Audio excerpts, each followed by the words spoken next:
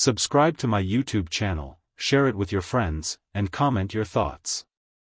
The airport was unusually cold that morning, but Elena barely noticed. Her hands trembled as she pulled her coat tighter.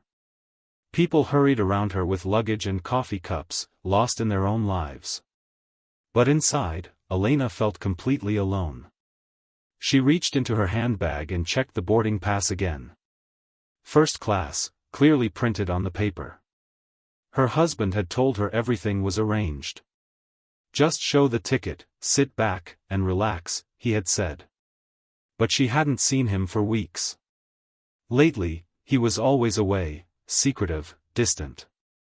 Now, standing at the boarding gate, she felt a strange pit forming in her stomach. Something was wrong. The airline agent took her ticket without looking up. Then, after a few seconds of typing, her eyes narrowed at the screen. "I'm sorry, ma'am," she said without emotion. "You've been reassigned. You'll be flying economy." Elena blinked. "That can't be right. My husband, he booked first class for me." "Your name is Elena Thomas?" "Yes." The woman handed back the boarding pass, now printed with a new seat number. "Please proceed to seat 34B.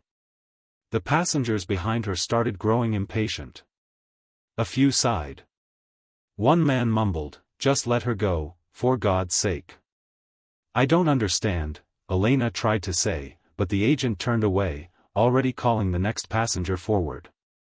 Ashamed, humiliated, she stepped aside. Her face burned as she walked toward the economy gate. She heard snickering behind her. She could feel their eyes, judging, assuming things that weren't true. She bit her lip and kept walking. Her heels echoed against the jet bridge. She hadn't flown economy in years. The narrow aisles, the crowded seats, the noise, she had forgotten what it was like. She passed through first class and saw her empty seat, 3A. Plush, wide, inviting. But she couldn't stop. The flight attendant gave her a firm look and motioned her onward.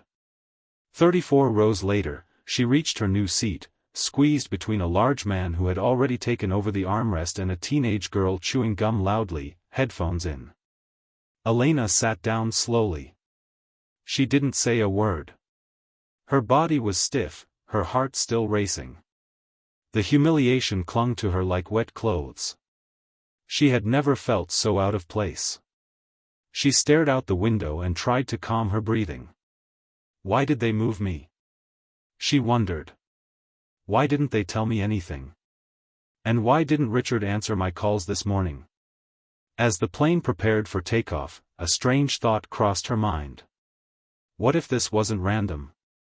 What if someone wanted me back here, away from first class? But why? She shook her head, trying to chase away the paranoia. Maybe it was a glitch. Maybe the airline messed up. It happens. She had flown enough times to know that systems failed. But still, the way the agent looked at her, cold, dismissive. The plane lifted off the ground.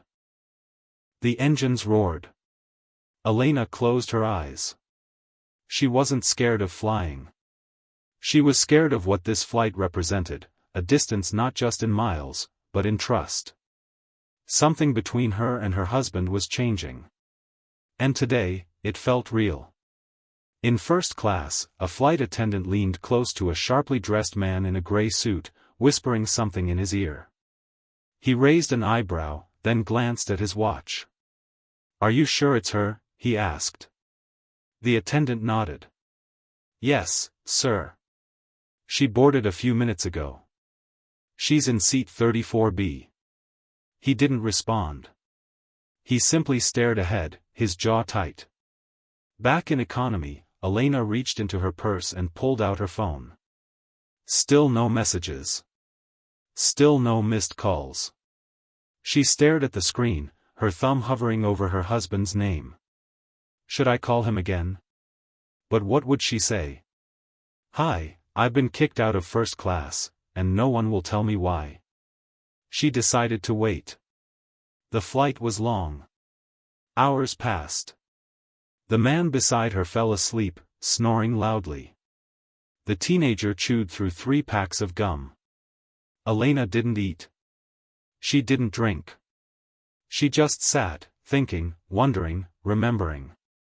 She thought about the day she met Richard, confident, charming, full of energy. He had swept her off her feet with his kindness and mystery. He always seemed to know more than he let on. She used to love that about him.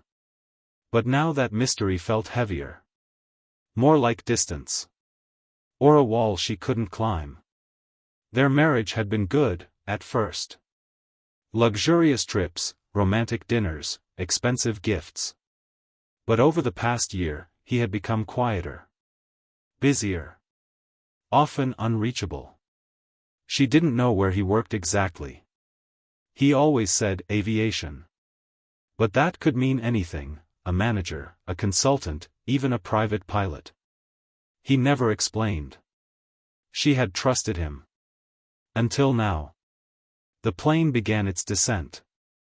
Passengers started waking, adjusting their seats, chatting again. Elena watched the clouds part as the city came into view below. She still hadn't spoken to anyone. She just wanted to get off, collect her luggage, and disappear. But as the plane touched down and taxied toward the terminal, a soft chime rang out, the kind reserved for crew communication.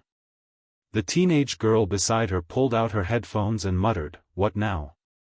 A voice came over the speaker. It was the flight captain. "Good afternoon, ladies and gentlemen. This is your captain speaking. Welcome to London Heathrow. We'd like to thank you for flying with us today. And before you leave the aircraft, we ask that passenger Elena Thomas please remain seated.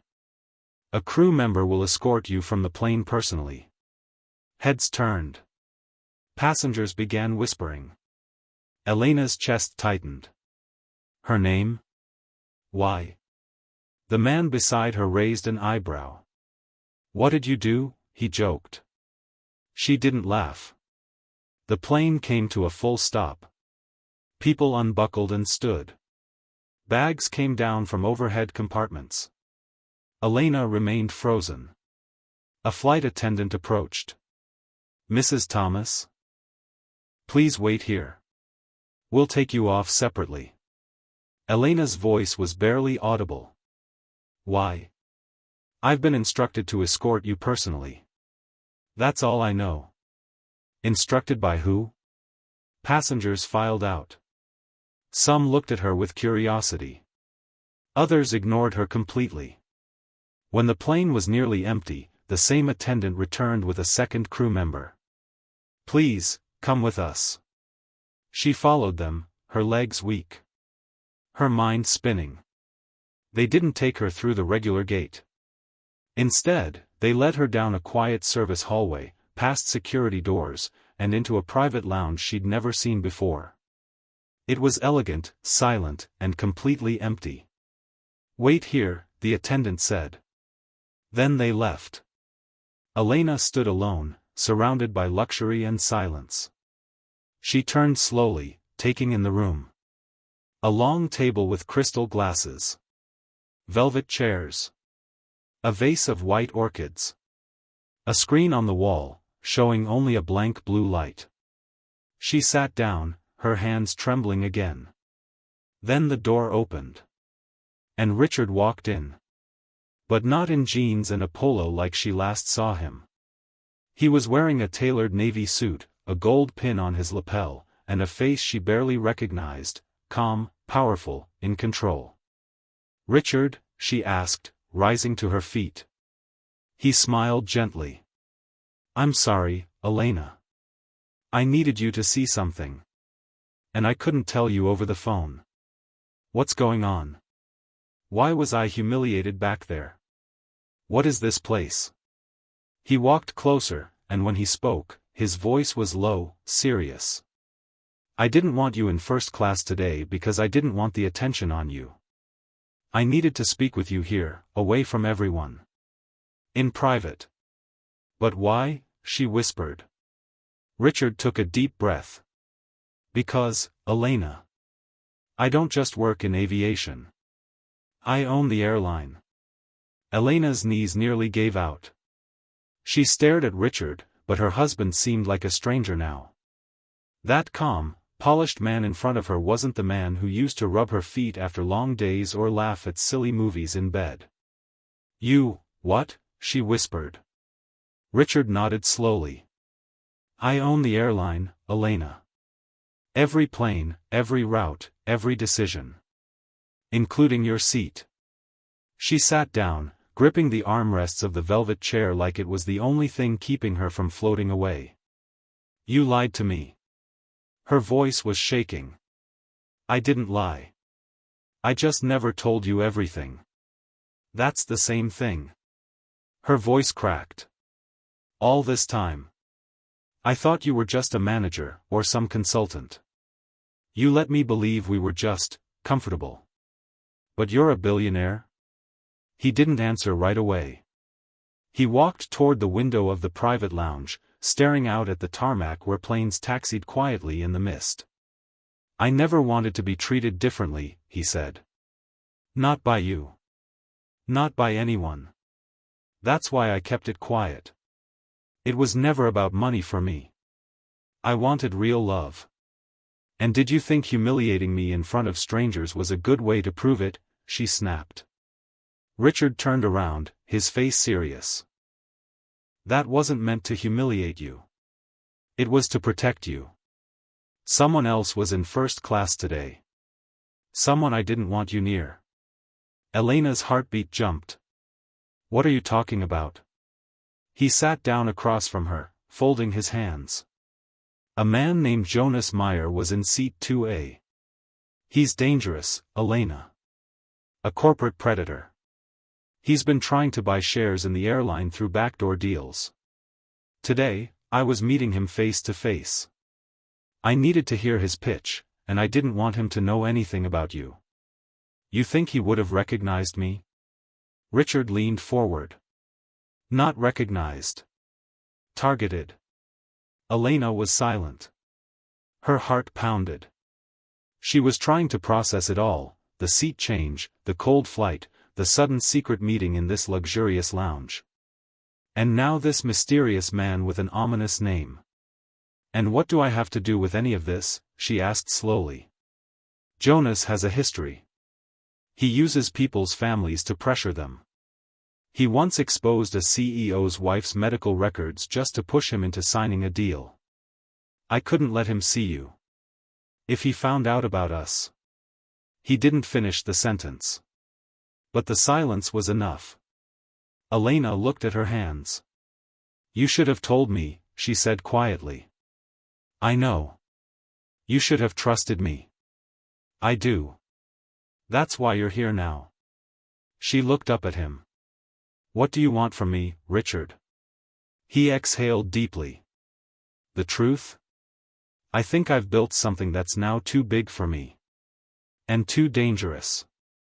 I want out. But before I can walk away, I need to play this game a little longer. Just long enough to make sure Jonas doesn't destroy it all. Or hurt the people I care about. Elena's eyes narrowed. And what exactly do you need from me? Richard hesitated, then reached into his inner pocket and placed a small black envelope on the table between them. What is that? She asked. Your new identity. At least for a while. She froze. I need you to disappear, he said softly. Not forever.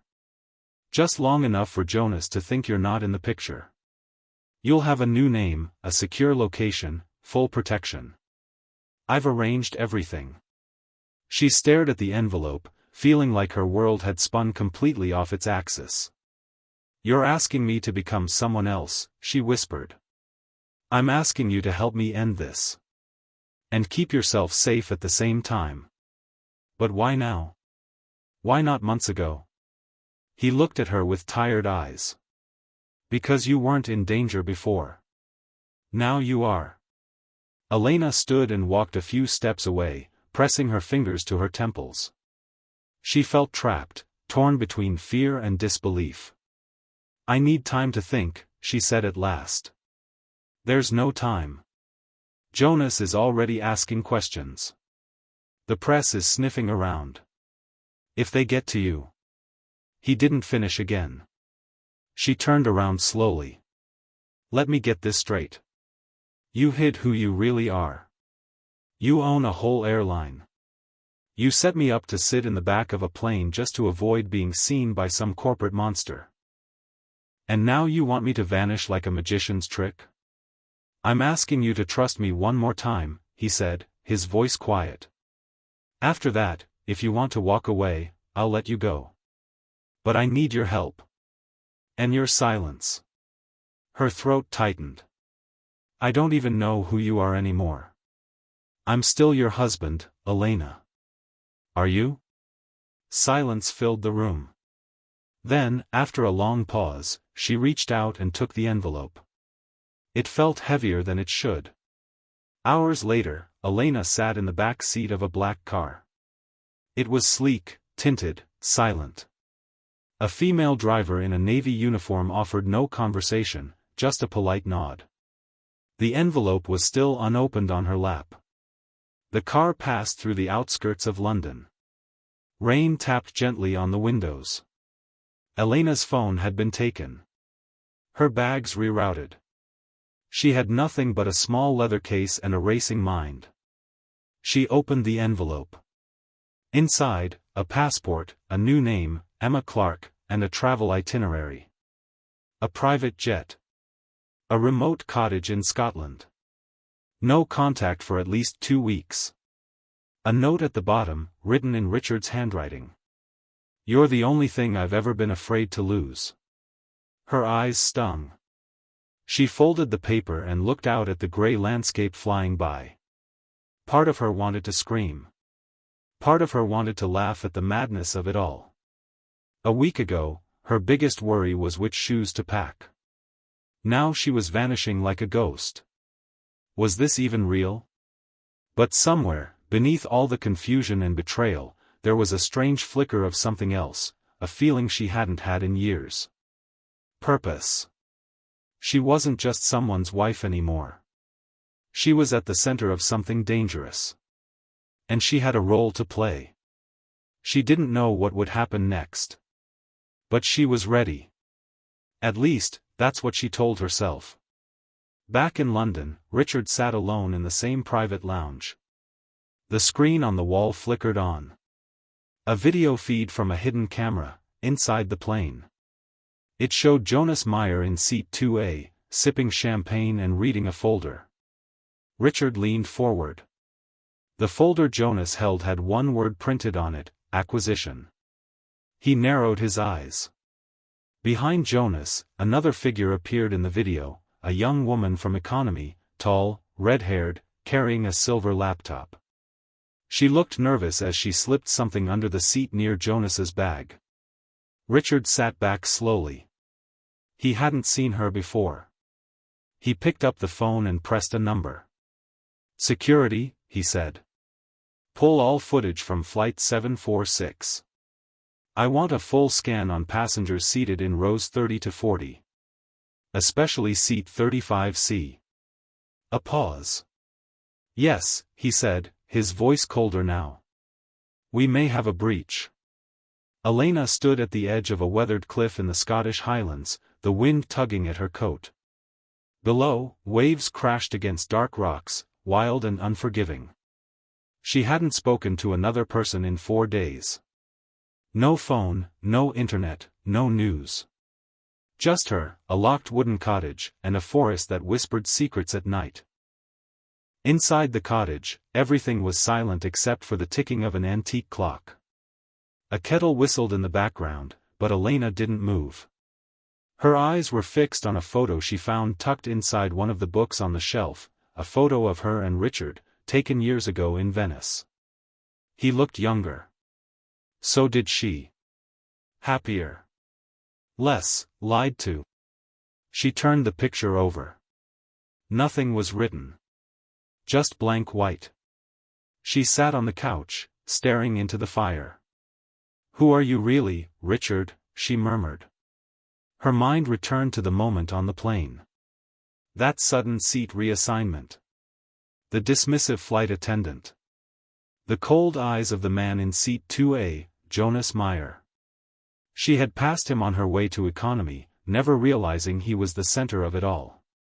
And now Richard claimed the man was dangerous, manipulative, capable of ruining lives. But there was something that didn't sit right. Why was there a need for complete isolation? Why had she been rushed away without explanation?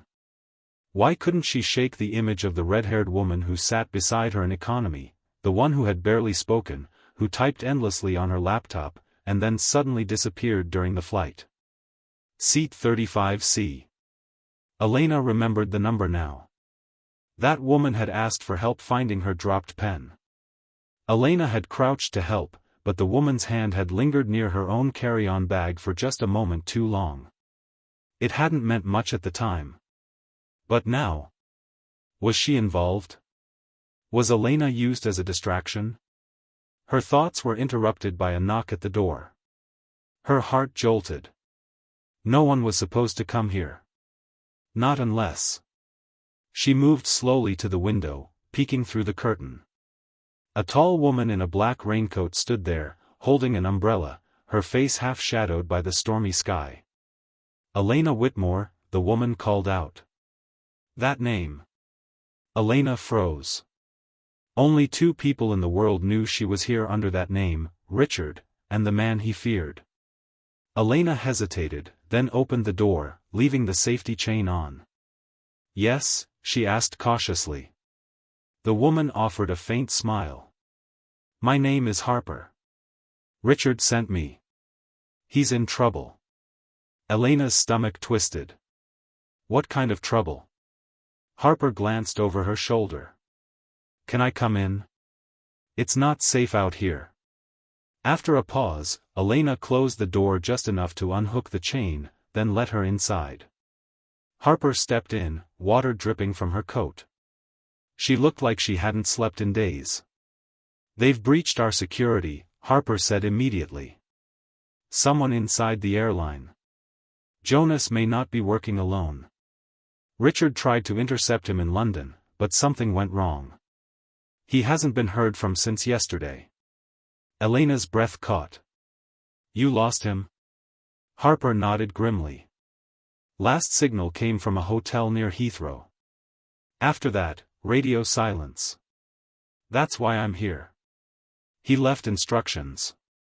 If anything happened to him, I was to find you." Elena swallowed. "And then what?" Harper reached into her coat and pulled out a flash drive. "This. It's encrypted. He said only you could unlock it." "Me?" Elena asked. "Why me?" Harper stepped closer. "Because the password is something only you would know." Meanwhile, in a dimly lit security room at Heathrow, Richard sat in a metal chair, his hands cuffed behind him. A bruised lip. Dried blood near his eyebrow. Across from him, Jonas Meyer sipped espresso from a tiny porcelain cup. "Still not ready to play, Richard?" Jonas asked, voice smooth. Richard gave a tired smile. "You always did like theatrics." Jonas chuckled. "You should have taken my offer.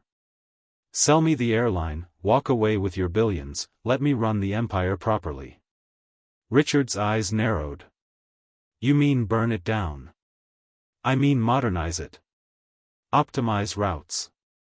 Cut costs. Merge with global partners. Grow."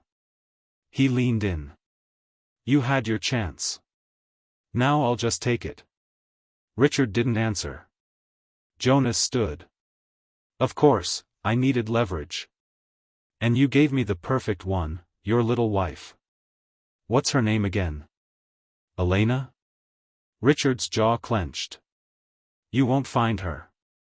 "Oh, I already did," Jonas said, eyes glinting. "Did you think Harper really works for you?" Back in Scotland, Elena froze mid-step. "What do you mean the password is something only I'd know?" she asked Harper. Harper handed her the flash drive. "Think hard. Something personal." Something private between you and Richard. Elena stared at it. Her hands trembled slightly. She walked to the small desk in the cottage, opened the old laptop Richard had left her, and inserted the drive. A password prompt appeared. She typed in Venice 2007. Access denied. She tried. First date dinner. Nope. She closed her eyes, remembering the note Richard had left in the envelope. You're the only thing I've ever been afraid to lose. Then, suddenly, it came to her. Their wedding song. The lyrics had meant everything to them. She typed. Can't help falling. The screen flickered. Access granted. A series of folders opened. Elena clicked the first one. Project Skyline, confidential. Inside were scanned contracts, signed documents, and a series of internal memos from the airline. Names she didn't recognize. Financial transfers. Hidden bank accounts. And buried within it all, a single folder labeled Red Passenger 35C. Elena's breath caught. She opened the folder. A picture filled the screen, the red-haired woman from the flight. Her real name, Sienna Knox. Former intelligence analyst. Fired from a private defense contractor. Now a freelancer known for corporate infiltration. A spy. Underneath her file were detailed logs. The laptop she carried on the flight had uploaded a virus through the in-flight network. A virus capable of extracting high-level data from the airline's servers. Elena stood up, heart racing. She had been right. That woman used her.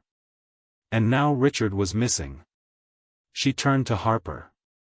Where exactly did you say you came from again? She asked. Harper blinked. From Richard's. But Elena didn't wait. She moved fast, grabbing the poker from the fireplace and swinging it in a clean arc. It hit Harper's hand, the one holding the umbrella. The woman yelped, dropping something. A small syringe clattered to the floor. Elena's eyes widened. You're not with Richard, she said, backing away. Harper straightened, face changing.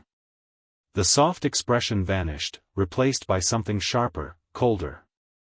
Well, Harper said, rubbing her hand. Guess the smart ones are always the most trouble. Who sent you? Elena demanded. Same man who had your husband dragged out of a hotel bathroom with a gun to his head. Elena's heart felt like it would stop. Where is he? That depends on you, Harper said, stepping forward. You can make this very easy, Elena. Give me the drive. Walk away. We'll let him live. Simple. Elena gritted her teeth. You think I'm still scared, she said. You've made a mistake. Harper frowned. What mistake? Elena yanked the laptop cord out of the wall. Sparks flew. The screen went black. She ran for the back door, laptop and flash drive in hand. Harper swore loudly behind her. Elena threw open the door and sprinted into the rain, her boots slipping on the wet stone path. Trees loomed ahead. She didn't look back. Not this time. This time, she wasn't running away. She was running toward something. The Scottish forest swallowed her whole. Rain lashed down, stinging Elena's face as she ran deeper into the trees. The flash drive felt warm in her palm, her only weapon in a battle she barely understood. Every step was a memory, every breath filled with fear and fury. Behind her, Harper's footsteps grew fainter, but Elena didn't stop. She didn't trust the silence. The woman might be regrouping, circling around. Someone like Harper didn't give up that easily. Elena spotted an old path, half hidden by moss and leaves, leading down toward the river. She followed it, heart hammering, her coat flapping like wings behind her. By the time she reached a collapsed stone wall, her breath was ragged and her legs ached. She dropped to her knees behind the wall and clutched the laptop tight against her chest, trying to slow her breathing. Thunder cracked above. The trees groaned in the wind. She wasn't safe. Not really. But she needed time. Time to think. To understand. Because none of this had started on that plane. No, this had started long before. Back when Richard first stopped telling her the truth. 5 years earlier, Paris. It was the first time Elena noticed something had changed.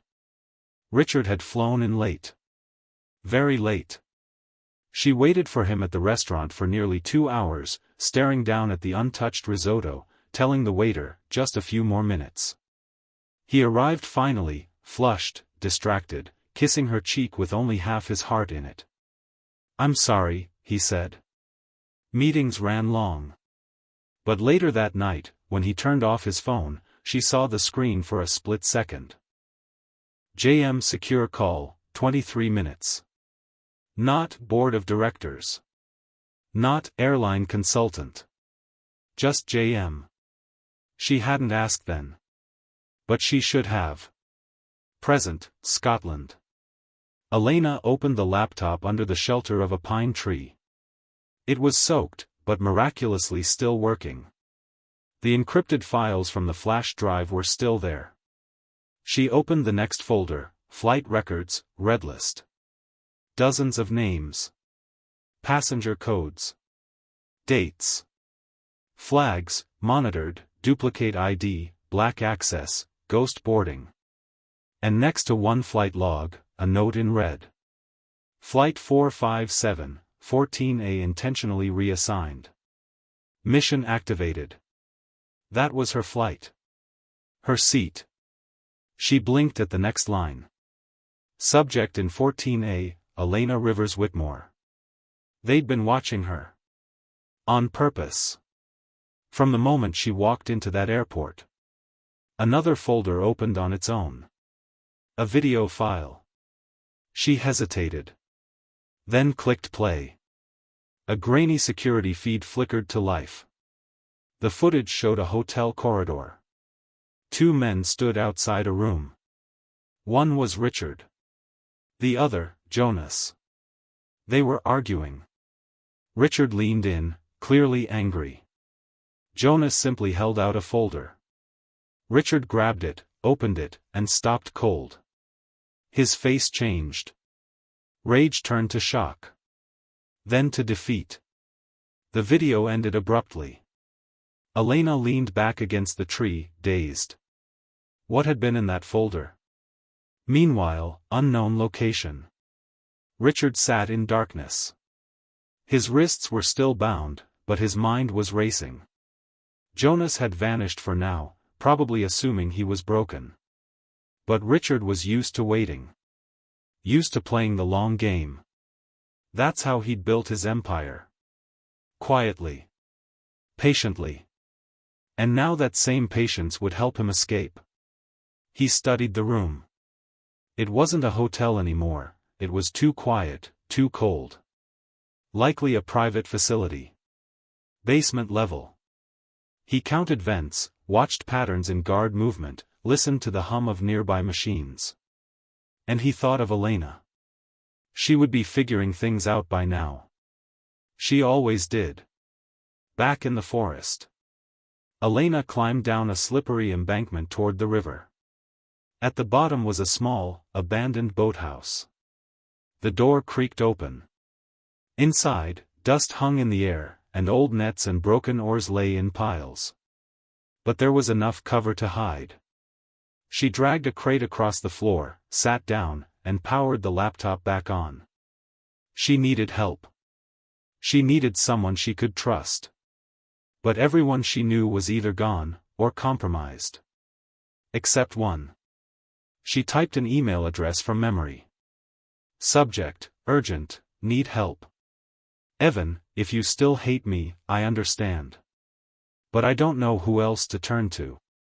Richard's missing. I'm being hunted. And there's something very wrong with the airline. Please. I need you. She hit send. Evan Turner. Her ex. A journalist. Investigative. Obsessive. The man she left before Richard. They hadn't spoken in years. But if anyone could dig into this, it was Evan. Moments later, her laptop pinged. "Evan, where are you?" She typed fast. "Scotland. Near Loch Tay. Boathouse West Side. Bring backup. Trust no one." There was no reply. Just a blinking cursor. And then. "Evan, I'm coming. Don't move. And Elena, don't trust Richard either." Elena's blood ran cold. She stared at the screen. What did that mean? Was Evan just being dramatic, or had he discovered something? 2 hours later. A silver SUV rolled down a muddy path. Headlights off. Tires crunching slowly. Elena stayed hidden, peeking through the slats of the boathouse wall. She gripped the fireplace poker tightly. Then she heard a voice. "Elena? It's me. Evan." She waited. He stepped into view. Same messy hair. Same weathered leather jacket. Older. Tired eyes. But still him. She ran forward and hugged him before she could think. "I can't believe you came," she said. "I couldn't not," he replied, pulling back to study her. "You look terrible." "Thanks," she laughed shakily. "You haven't changed." "Oh, I've changed," he muttered. He glanced around. "This whole thing," he said, holding up a tablet, "is much bigger than Richard. Bigger than Jonas." "What do you mean?" "I pulled travel logs. Bank records. And something weird, Richard didn't just inherit the airline. He bought out several secret shareholders 5 years ago. Guess who 2 of them were?" She frowned. "Who?" "Jonas Meyer. And someone named Victor Knox." Elena blinked. Knox, that was the red-haired woman's last name. Evan nodded. "Her brother. Both former Intel. Both involved in something called Skyline Protocol. It's not just about ownership, Elena. It's about control." He pulled out a folder. "This isn't just a hostile takeover. It's a reset. Whoever controls Skyline controls not just the airline, but all its passenger data. Movements. Habits. Identities. Jonas wants to sell it to the highest bidder. Black market. Foreign governments. Criminal networks." She staggered back. "Are you saying they're turning the airline into a surveillance network?" Evan nodded grimly. "Worse. A manipulation tool. Imagine knowing where anyone is, anytime. What they buy. Where they sleep. Then imagine altering flight records. Disappearing people mid-air." Elena whispered, "Like ghosts." Evan handed her another photo. It was a passenger manifest from a flight last year. Dozens of people listed. None of them landed. No crash. No report. Just, gone. Later that night. Elena and Evan sat in the boathouse with a small fire burning. "Do you trust Richard?" Evan asked softly. Elena didn't answer immediately. "I thought I did," she said. "Until I realized how much he was hiding. Some of what I found," Evan said, "makes it look like he was working with Jonas until a year ago. Something changed. They split. But he didn't blow the whistle. He just vanished." Elena stared at the flames. Maybe he was scared. Or guilty. Evan looked at her. And what if he's not the victim in this story? Before she could answer, her laptop lit up again. A message from an anonymous account. "He's alive. But not for long. Skyline has been activated. A map link followed. Coordinates. Somewhere in Iceland. Elena stood. "I'm going," she said. Evan nodded. "Then I'm coming with you." The private jet sliced through gray skies, heading north. Elena stared out the window, her eyes heavy but alert. Snow-covered peaks stretched below, sharp as knives. Iceland's jagged beauty looked peaceful, but nothing about their journey felt safe. Evan sat across from her, hunched over his tablet.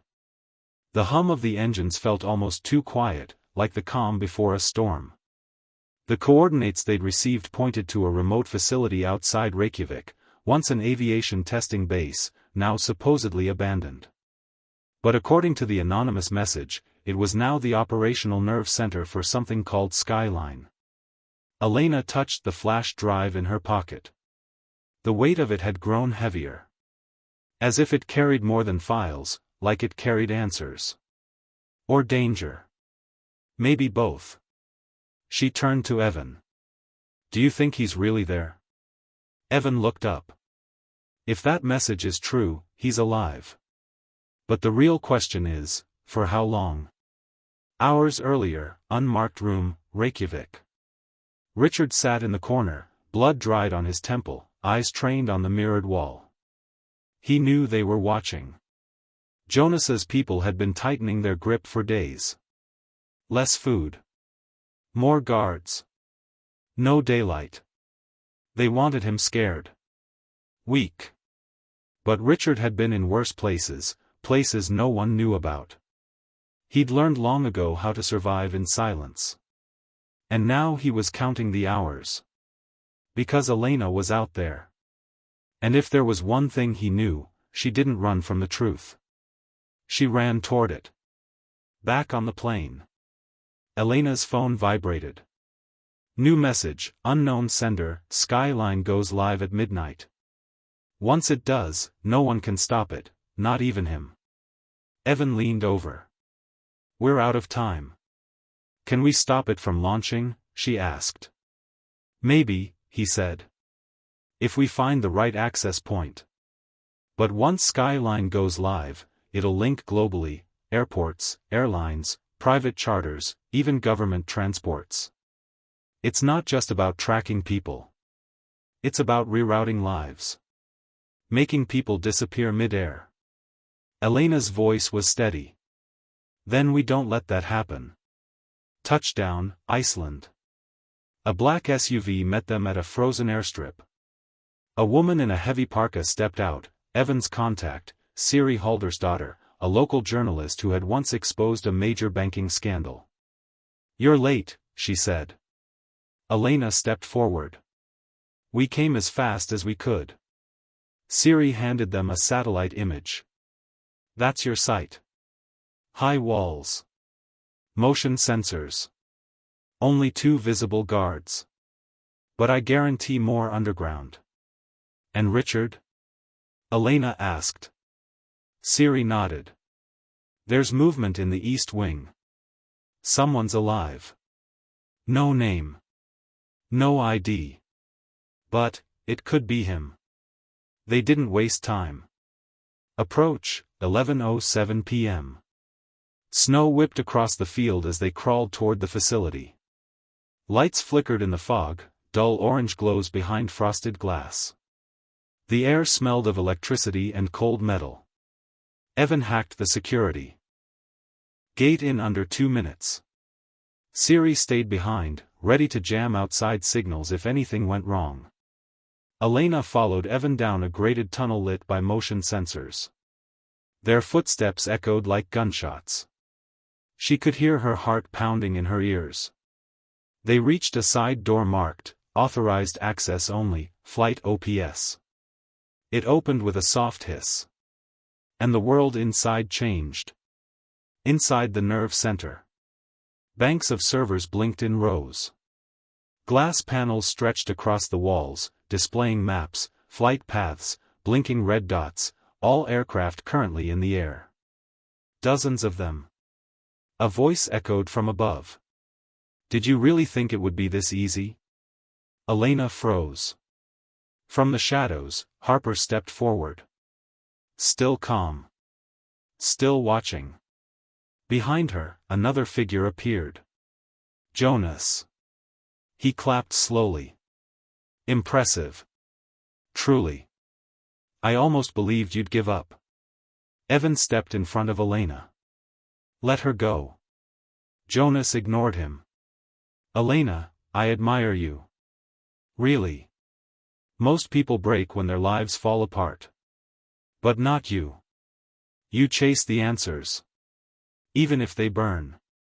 Elena raised her chin. Where is he? Jonas tilted his head. Why does it matter? Do you really think he's innocent in all this?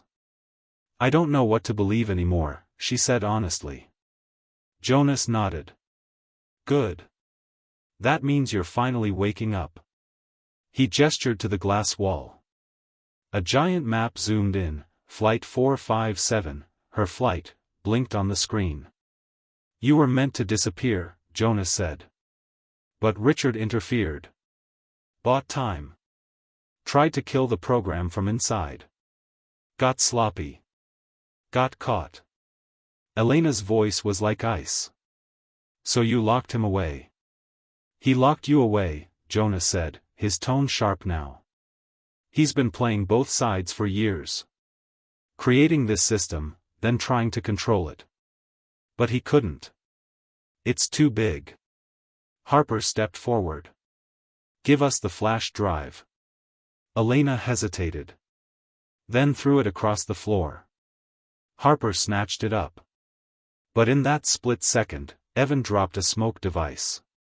Chaos erupted. Alarms screamed. Lights flashed red. Elena grabbed a crowbar and swung at a side panel, smashing it. Sparks flew. Evan yanked her toward the corridor. This way. They ran. Guards appeared. Shots fired. Metal hit stone. They ducked through a lower passage, Evan dragging a USB from his coat. I copied the files, he said. They think they've won. Let them think it. At the end of the hallway, a cell door. And inside. Richard. Face to face. He looked up. Not broken. Not surprised. Elena. She stared. Her mind screamed with questions. But her heart just hurt. You lied to me, she said. Yes. You built Skyline. Yes. You tried to protect me. A pause. I tried. And I failed. Evan opened the cell. Richard stepped out slowly. Elena backed away. I don't know who you are anymore. He nodded. I don't either.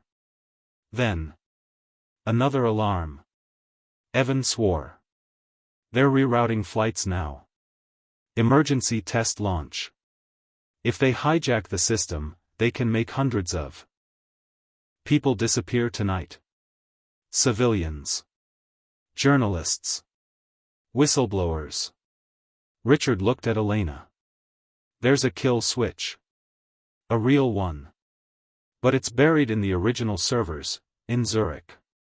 Then why did Jonas bring you here? Richard looked away. He doesn't know. He thinks I deleted it. But I memorized the code. I'm the only one who can shut it down. Elena stepped forward. Then we go to Zurich. Escape. Siri's backup car was waiting 2 miles out. They ran through frozen woods, boots slipping on ice, headlights chasing them. At one point, a drone spotted them. Evan shot it down with a flare gun. They barely made it over the ridge before the facility exploded behind them, Jonas destroying the evidence. The sky lit up red and orange. But it wasn't over. Not yet. Hours later, on the plane to Zurich. The wind howled outside the jet as they crossed the Atlantic. Elena sat between Richard and Evan. Neither spoke. She stared at Richard. You really memorized the code? Yes. And when you made Skyline, what did you want? He met her eyes. To protect. Not control. But when money came, and power. I let the wrong people in. She nodded slowly. Then fix it. The sky was soft blue over Switzerland. As the jet cut through the clouds, Zurich's snow-covered hills came into view below. Elena stared out the window, lost in the cold beauty. Inside her chest, a storm was building. Somewhere in this city, beneath its calm surface, was a server vault that could either save countless lives, or doom them to vanish forever. And Richard held the code that could shut it all down. But trust wasn't so simple anymore. Not between them. Not after everything. Zurich, the hidden vault. They arrived at a quiet building tucked behind rows of banks and cafes. No signs. No windows. Just steel and silence. Evan tapped a series of numbers into the door. It opened with a soft hiss. They descended 4 floors underground. The air grew colder. The walls tighter. It felt less like a tech lab and more like a tomb. At the heart of it was a room glowing with server lights. Red. Blue. Blinking non-stop. This was the core. And time was running out. 11:21 p.m. Skyline live countdown, 39 minutes. Richard moved quickly, fingers gliding across the keyboard. Lines of code scrolled on the screen. Evan set up surveillance blockers. Elena stood by the door, watching. Guarding. Thinking. Why Zurich? She asked finally. Richard answered without looking up. Neutral ground. No extradition. No questions. The perfect place to hide power. And you did that, she said quietly. I did. And now? He stopped typing. Now I destroy it. He looked up. But I need your help. Her heart tightened. After all of it, you still need me? He nodded slowly. Because you're the only reason I remember what I was fighting for in the first place. Her throat burned. She stepped forward. And placed her hand over his on the keyboard. Then let's end it. Inside the code. The Skyline system was bigger than they imagined. Thousands of nodes. Real-time surveillance on aircraft across the globe. Flights rerouted mid-air. Passenger data scrambled. Entire identities erased in seconds. Every click felt like peeling back a lie. Elena saw her own name pop up, on a flight manifest that never existed. So did Evans. So did dozens of others. This isn't just tech, Evan said, stunned. It's human trafficking. Disappearances. False arrests. Surveillance turned weapon. And now, Richard said, they plan to sell access to the highest bidder. Corporate.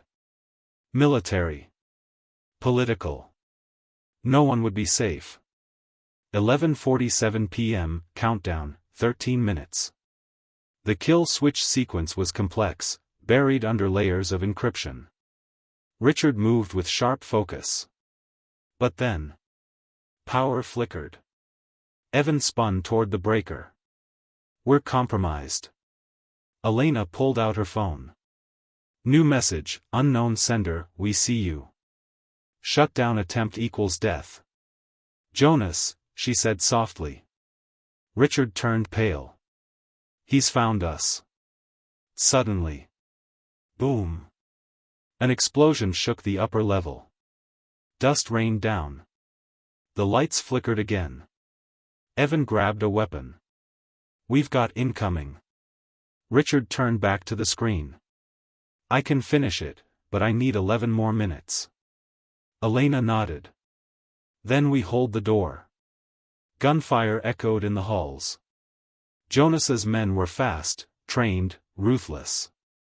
But Elena had something they didn't, rage. She moved like a shadow, guiding Evan into flanking positions.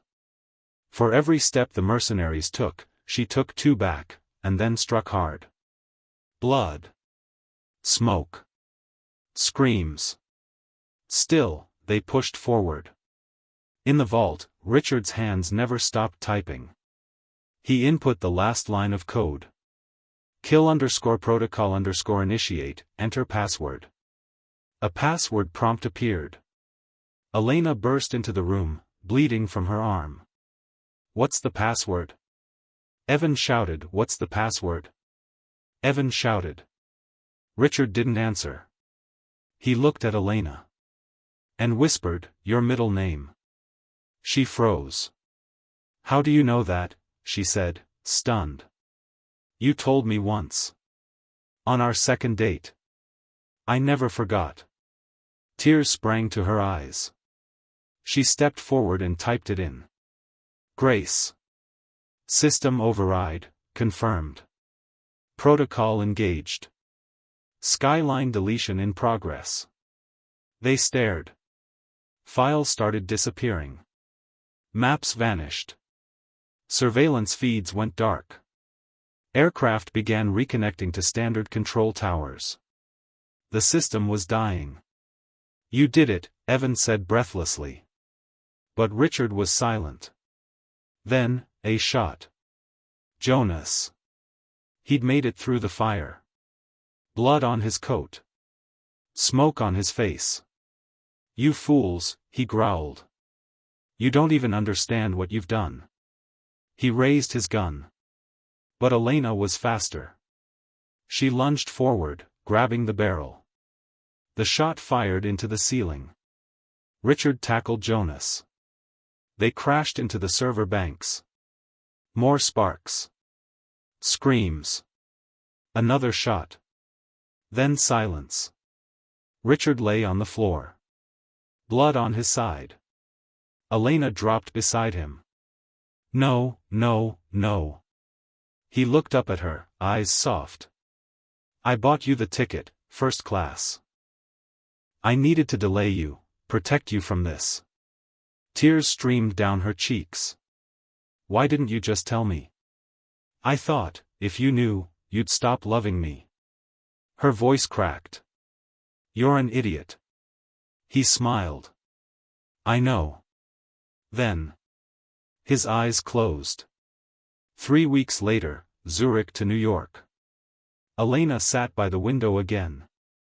This time in first class. Not because of status. But because someone paid the price. Across from her, Evan looked up from his tablet. "You sure you want to do this interview?" She nodded. "People need to know what Skyline was. How deep it went." He nodded back. "The world owes you one." She looked down at the file in her lap, Richard's files. Testimonies. Proof. She would publish it all. Because the truth wasn't something to be buried. It was something to be set free. Later that night, back in New York. A taxi dropped her off in front of a quiet building. She climbed the stairs, heart heavy. Inside, her apartment was just as she left it. Except for one envelope on the table. No stamp. No name. Just one word written across it in black ink, Grace. Her fingers trembled as she opened it. Inside. A photo of them on their honeymoon. A flight ticket. The original one. And a note in Richard's handwriting. "If you're reading this, then I've made the right choice. I couldn't protect the world, but I could protect you. Forgive me for the lies. For the silences. But never forget. You were always the compass. Love, R." Final scene, a new sky. Weeks passed. The world slowly learned the truth. Articles exploded online. Airline executives resigned. Governments denied involvement. But something had shifted. People started asking questions. About surveillance. About control. About power. And about love. Because at the center of it all was a woman, once denied a seat on a plane. But never denied her truth. Elena sat on a bench outside JFK Airport, watching jets roar into the sky. She didn't cry anymore. She didn't run anymore. She simply watched. Free. Whole. Changed.